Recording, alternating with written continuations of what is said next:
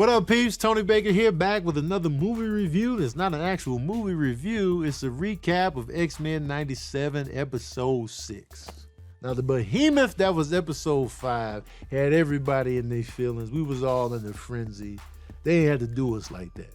We felt disrespected. We was just like, how you gonna do us like this, man? We was crying all week. We was holding each other. We was grabbing each other's booties. It was bad.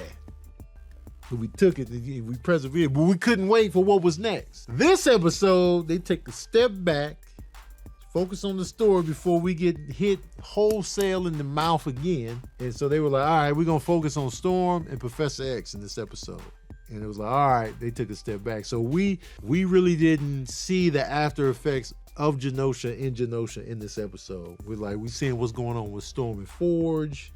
We're seeing what's going on with Professor X. Professor X is out there, the Imperial Guard, Lilandra, he's just out there, you know what I'm saying? And so they're showing Deathbird and the Imperial Guard, and, you know, they out there trying to, you know, conquer shit. Deathbird is a dope character, and I'm glad they put her in this. She's the sister of Lilandra, and Deathbird don't play no games. She's just like, yo, man, why you marrying this little earthling from the ghettos of the galaxy? She called where we live the ghetto. This whole side of the galaxy, the Milky Way? Hell no. Ew. And I'm just like, but we are trash though. When you think about it, like Earthlings, I get it. We ain't shit.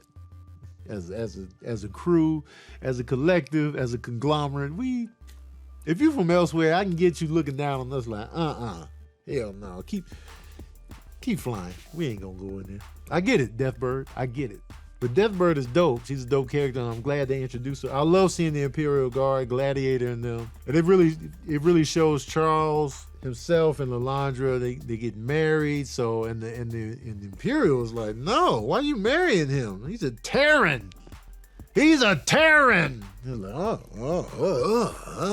There's a pressure put on Charles to, yo, we want to erase your whole memories of your existence on Earth, and you just start fresh and you rock with us for real, wholesale. And Deathbird is like, that's what we want, all right?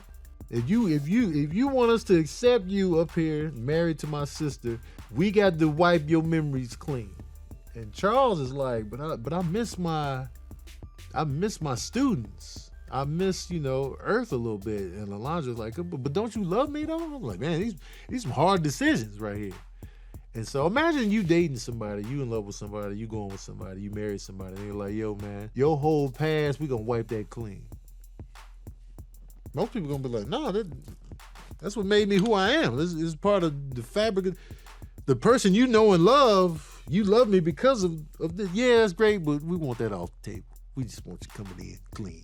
Just like your bald ass head, we want it clean. Like, damn.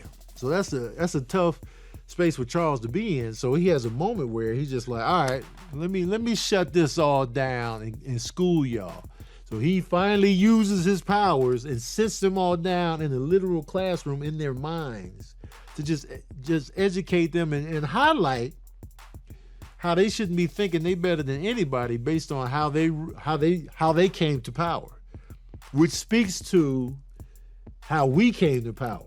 So there's a lot of bars dropped in this dialogue and this writing about how we are as people, as humans, as Americans, what we've been doing to build the country up. It's a lot of undertones in here that is fire on the writing tip. And it was dope to see Charles flex his mutant muscle and just like sit them down mentally and be like, look, let me school y'all. Y'all not all that. And while he's doing this, he also gets a vision of Gambit as a skeleton. So now he knows that something is wrong. Something is going on Earth. I got to get back to my students. And Charles is like, I'm sorry, Lilandra, I got to go back to Earth. And so that's his side of the episode. The other side of the episode is Storm dealing with the adversary. Already took Forge down, bit Forge. So Forge is fighting for his life. And adversary is trying to convince Storm, like, yo, kill this man. He betrayed you. He lied to you. He's the one responsible for you losing your powers because he invented the technology for you to even lose your powers. You know what I'm saying? You can rock with me. Get in on this. And so Storm is battling adversary and her own emotions and her own thoughts while still trying to save Forge. And it's just that battle.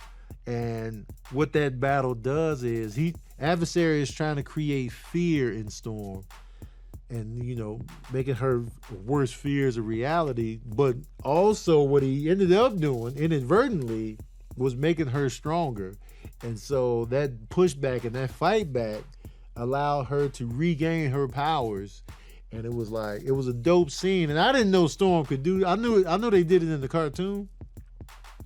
I didn't know Storm could just create a whole costume, you know, just willy-nilly. You know, while she flying, it's just like, yo, I got the old school costume back. And she was in the old school black joint with the little flaps on here. And she got the little crown right here. And then her hair came back in full. She had the mohawk. And I was like, yo, Storm can just wig out. You know what I'm saying? That's part of her powers is just get a full head of hair as she's flying. The lightning does this, the rain. I don't know what the nature juices was doing, but she just flew. She had a full head of hair, a whole outfit. I'm just like, yo, this is what weather control can get you? New outfits and new hair? So I can get an afro if I can be like, oh, the rain, and then I'm froed out. Never knew until this episode. So I'm like, yo, Storm is back, though. She got her powers back. She got her hair back. She defeated the adversary.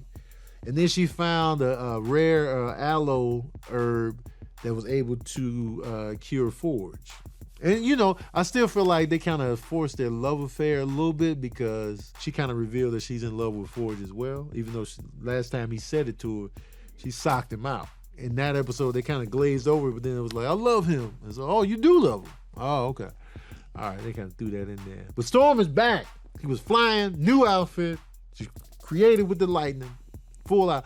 So if you can control lightning and electricity, you can get a new wardrobe and a good wig piece. That's what I found out. And then once she returns from that, she finds out what happens in Genosha, and of course she's mortified. And so that's pretty much how the episode ends. And we know that Sinister is in the mix. I'm sick of Sinister. We already knew he was in the mix. So now I feel like the shit is gonna hit the fan on the next episode. Now that we got Professor X and Storm activated, now we're about to see what's really about to go down. This episode was a step back, but the storyline and the writing and stuff was still crisp, and it was still like the character development side of it was good. So forget all that. Y'all want to know the Smooth Jazz review of episode 6? Well, here it is. Oh yeah. Based on that good writing and that good storyline and that good Storm getting her powers back and that good Professor X letting them know what time it is, I'm going to give this episode 4 saxophones out of 5. It was light on the action, but heavy on the character development, man. Let me know what y'all thought of the episode in the comment section below. I know it's a step back from 5. We're probably going to universally agree on that because there was no shocking moment.